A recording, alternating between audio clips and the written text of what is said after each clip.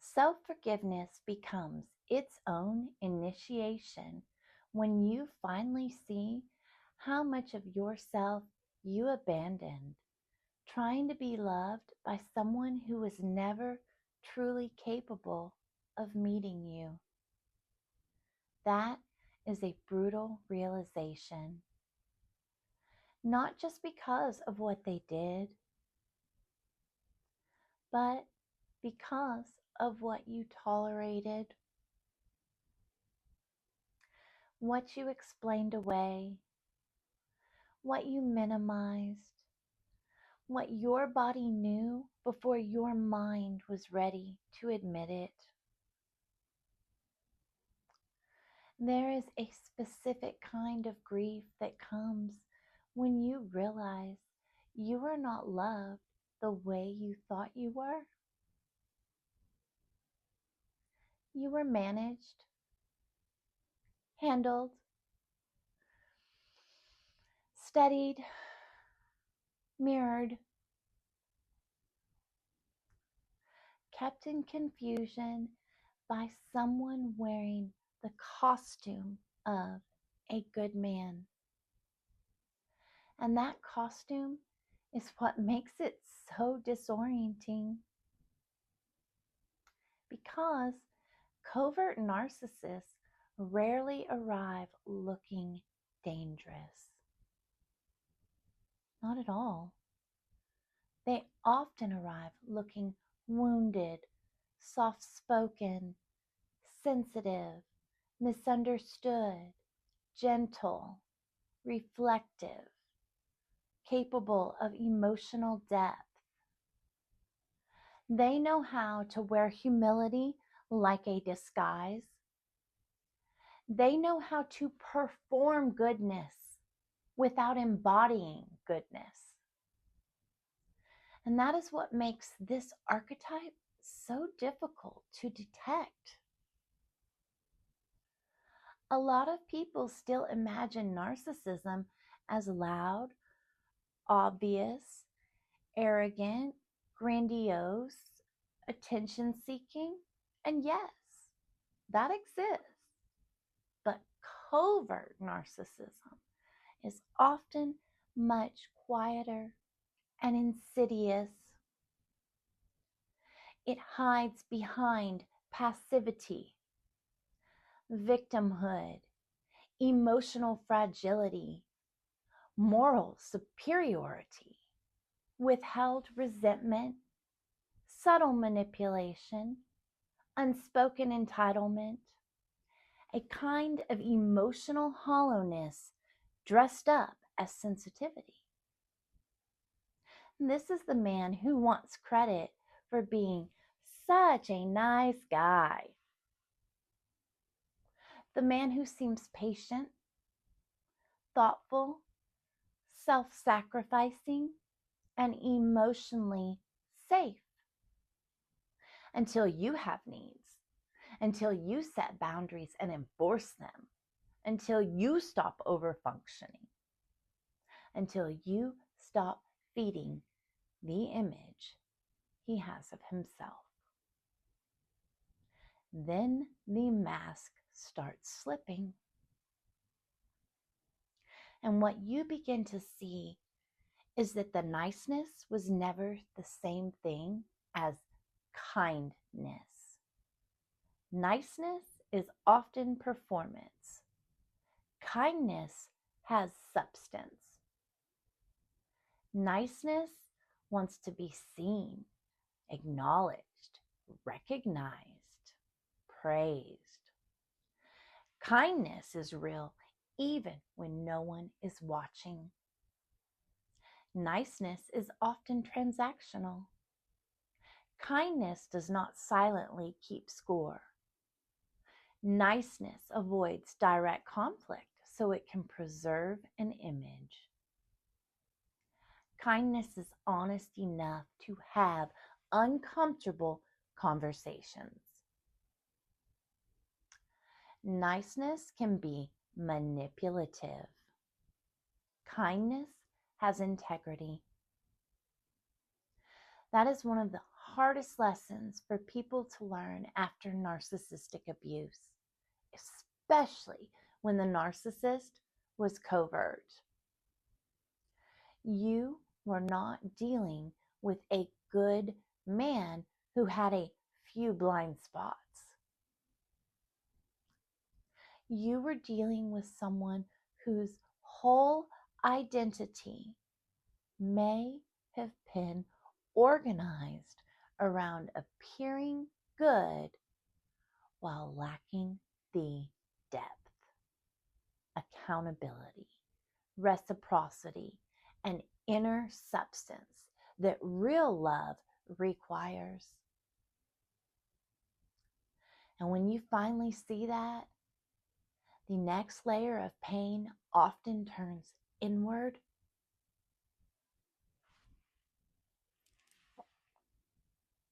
How did I miss it?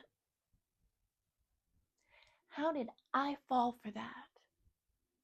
Why did I keep giving him chances? Why did I betray myself for something that was never real? These are the questions that haunt people. And this is where self-forgiveness matters most. Because the truth is, you did not miss it because you were stupid. You missed it because the wound being activated in you had been there long before this person arrived. You missed it because many of us were conditioned to confuse being chosen with being cherished.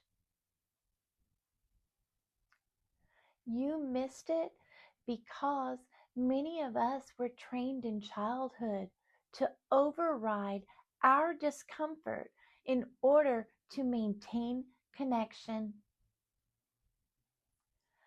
You missed it because your nervous system may have been shaped in environments where inconsistency felt completely normal, where emotional hunger felt familiar, where love and confusion were tangled together, where you learned to read nuance, manage moods, anticipate shifts, and abandon yourself in order to preserve the bond.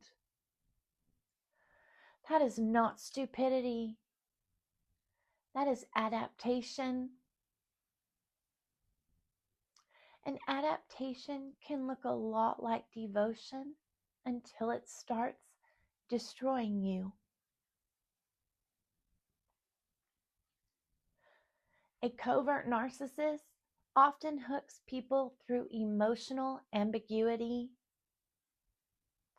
They do not always dominate through force. Sometimes they dominate through vagueness, mixed signals, passive aggression, pity, emotional withdrawal, confusion. The subtle feeling that you are always reaching for something that never fully lands. That dynamic becomes addictive for people who unconsciously learned that love must be earned through effort, patience, or emotional labor. So you start working harder. You explain more clearly. You soften your delivery. You become more understanding. You become more spiritual, more patient, more compassionate, more willing to see the wound behind the behavior. And that is often where deeply conscious people get trapped. Because when you are psychologically aware, spiritually aware, empathic, intuitive, and trauma informed, you can accidentally use all of that insight against yourself. You start understanding them instead of protecting yourself. You start seeing their inner child while abandoning your own. You start having compassion for the reasons why they are the way they are, while ignoring the impact they're having on your body, your peace, your trust, your reality, and your soul. You start telling yourself that love means holding space for their growth, when in truth, love without discernment becomes self-betrayal. That is one of the most devastating blind spots. A person can be wounded and still unsafe. A person can be traumatized and still very manipulative. A person can seem soft and still be profoundly exploitative. A person can speak the language of healing and still have no real capacity for intimacy. Because intimacy requires a self, a real one. And that is part of the hollowness of the covert narcissist. There is often no stable, integrated self underneath the persona. There is image, there is strategy, there is adaptation, there is so much unprocessed shame.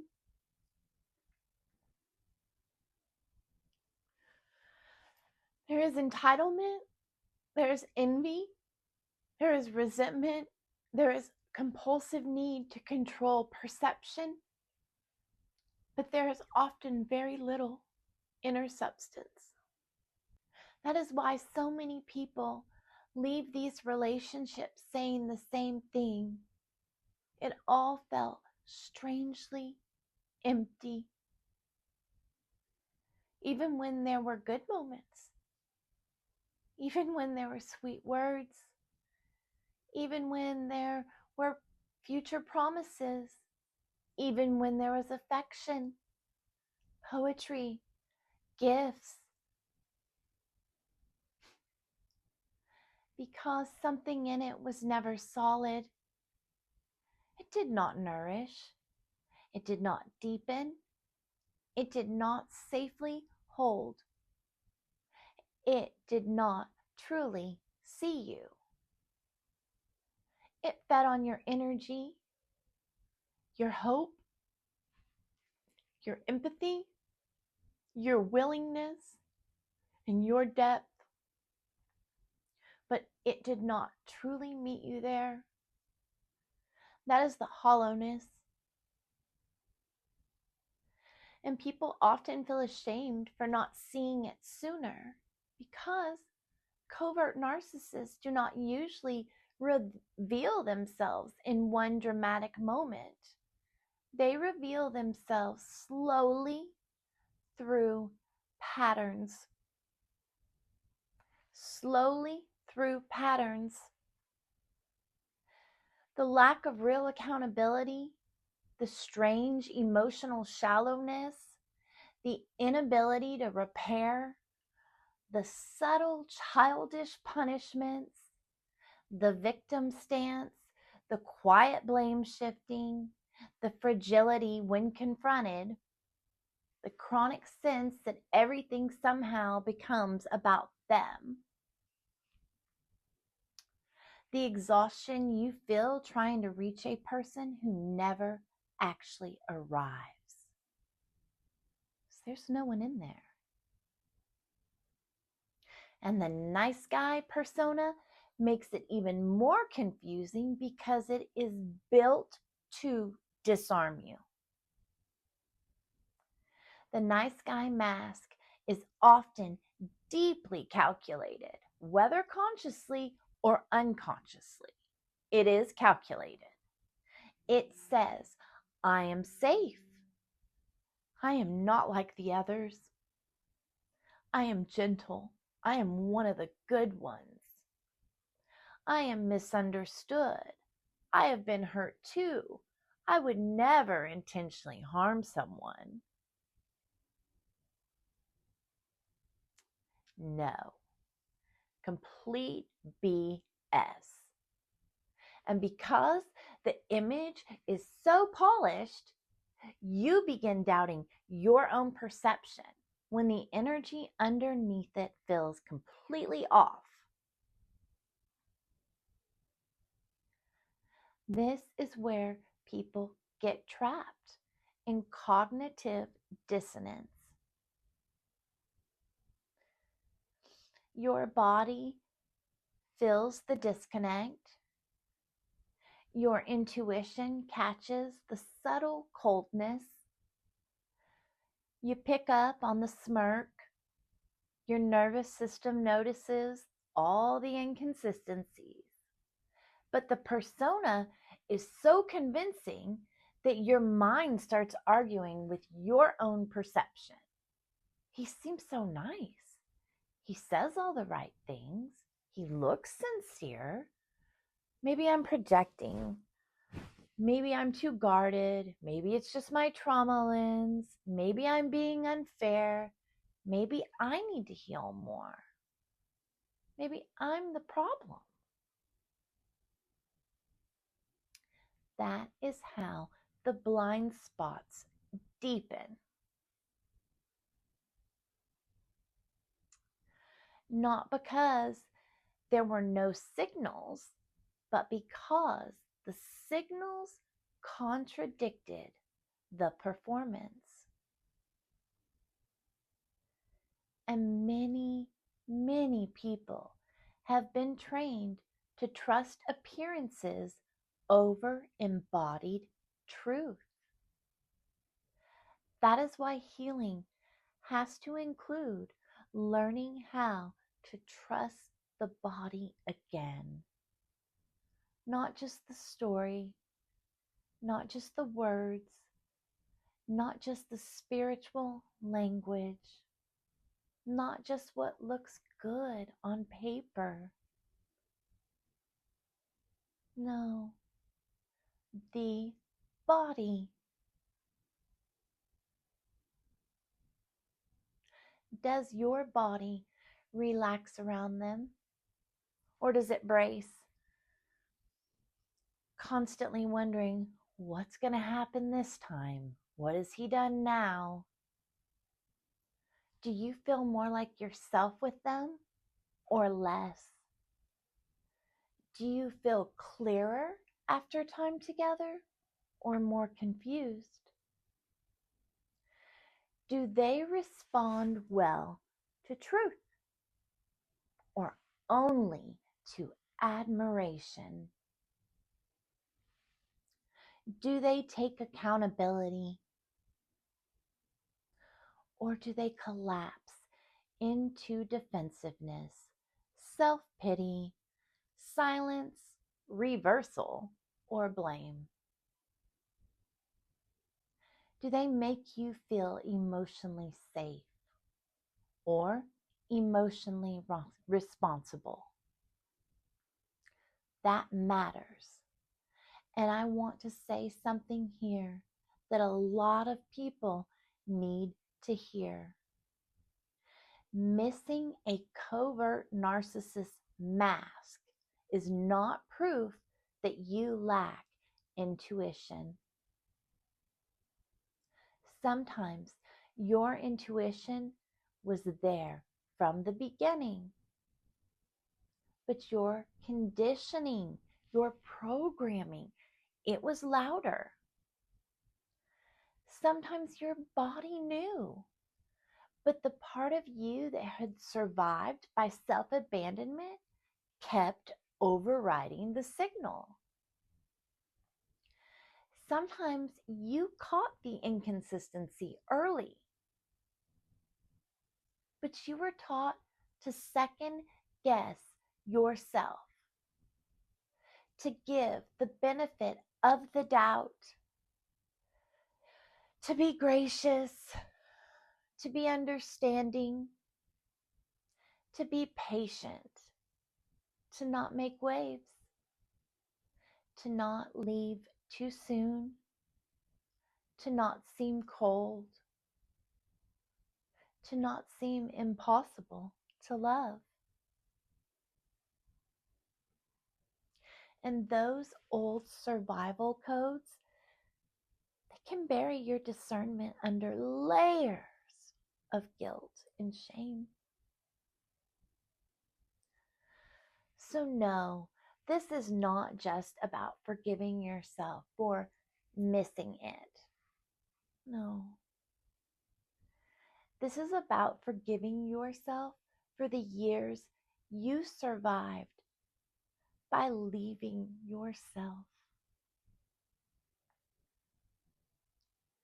That is a much deeper thing.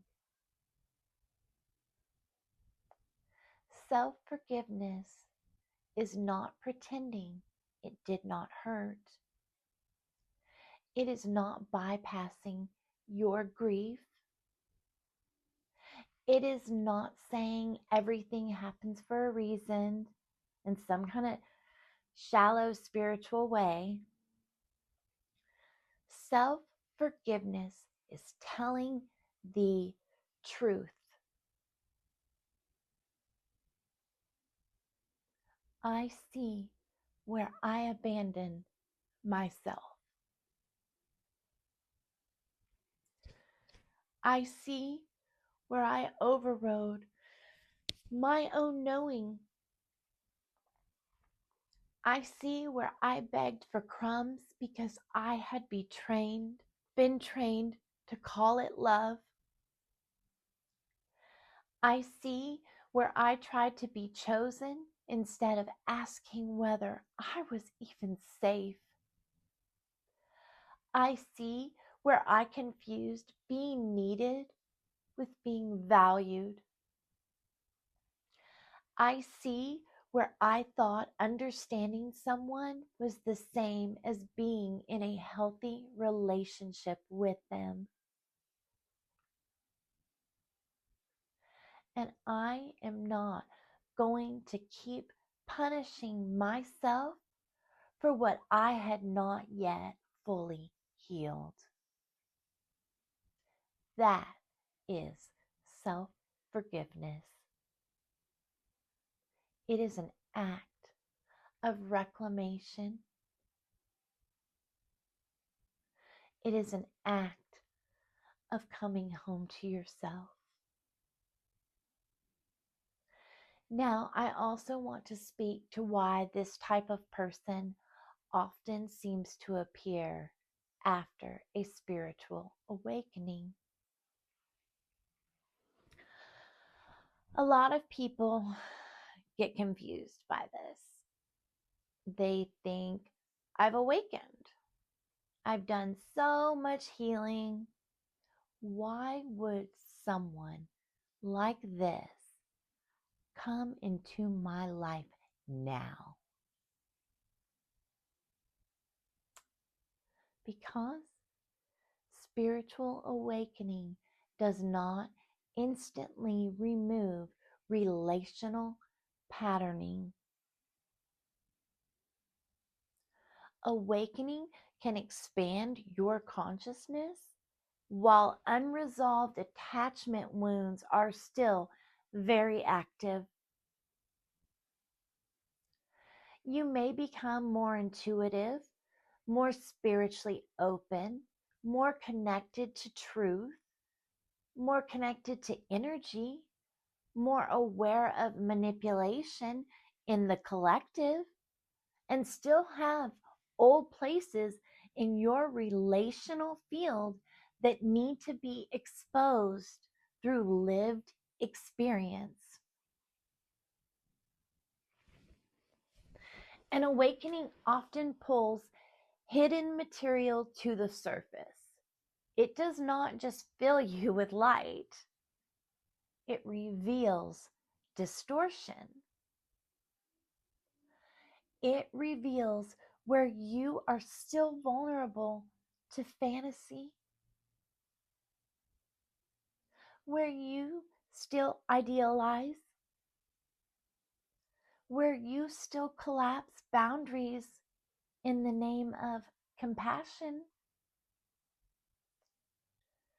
where you still confuse spiritual depth with relational maturity, where you still believe that seeing someone's potential means it is your job to stay. After awakening, many people become even more radiant, open, empathic, and energetically potent. And that can attract two kinds of people: those who are genuinely capable of meeting that depth, and those who want access to it without doing the inner work to embody it themselves. Covert narcissists are often drawn to awakened people because awakened people carry life force, insight, empathy, creativity, devotion, and spiritual substance. The covert narcissist often lacks substance and seeks proximity to people who have it, not to honor it, to feed on it, to borrow it, to be reflected by it, to feel important through association with it. That is why so many spiritually awakened people end up in relationships that feel karmic, fated, magnetic, intense, meaningful, even sacred at first.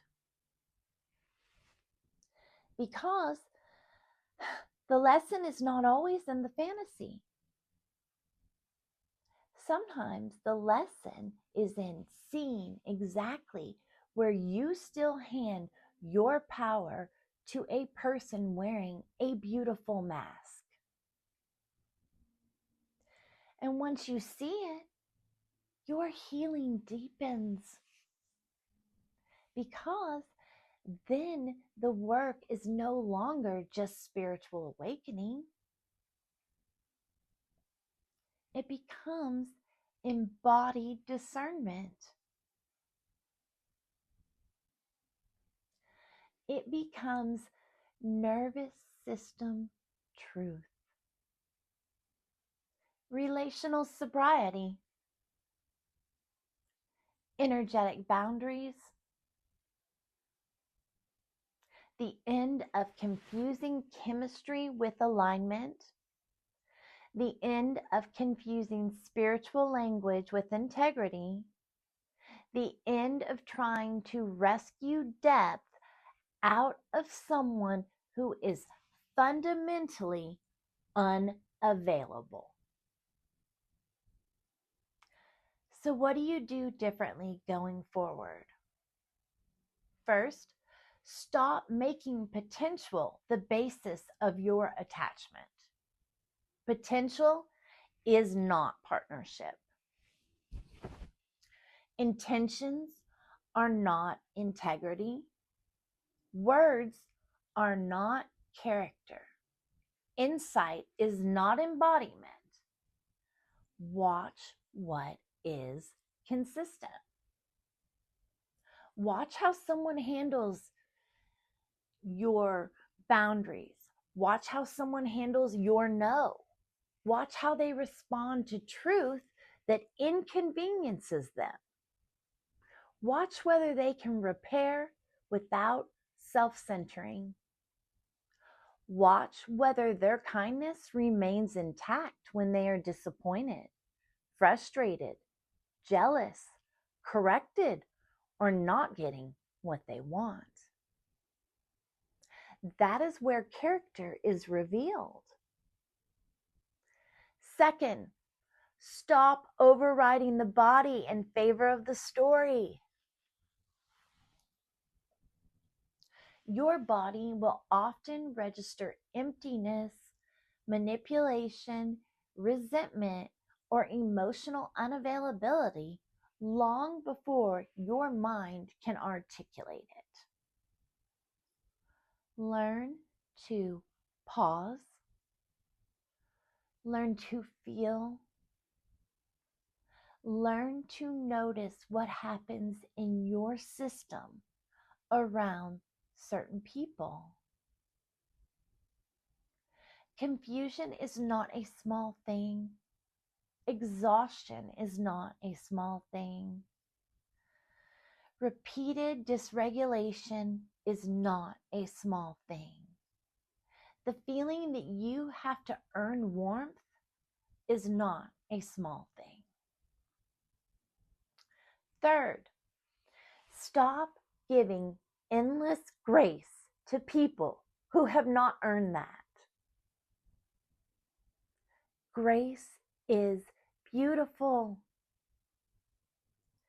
but premature grace can become self-harm. Not everyone deserves deep access to your empathy. Not everyone deserves unlimited patience. Not everyone deserves the sacred benefit of the doubt over and over while your body pays the price. Fourth, get honest about the places where being needed, chosen, or idealized still hooks you. Because covert narcissists often know how to make you feel uniquely seen in the beginning. Not because they truly see you, but because they know how to study what matters to you and mirror it back. That is not intimacy. That is acquisition. Real intimacy unfolds slowly. It is steady. It is congruent. It is not hungry in that strange way. It does not leave you chasing your own worth. Fifth, stop assuming softness equals safety. Some of the most dangerous people are not aggressive at first. They are agreeable, mild, accommodating, slightly wounded, just humble enough to slip past your guard.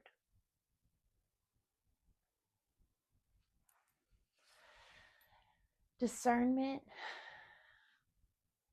is not something that you can take for granted. It becomes the most important thing.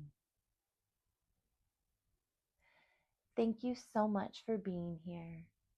I am Kat Grace. If this has helped you, please hit that like and subscribe button. It really helps the algorithm push this content out to people who may need it. Thank you for being here. Until next time, namaste.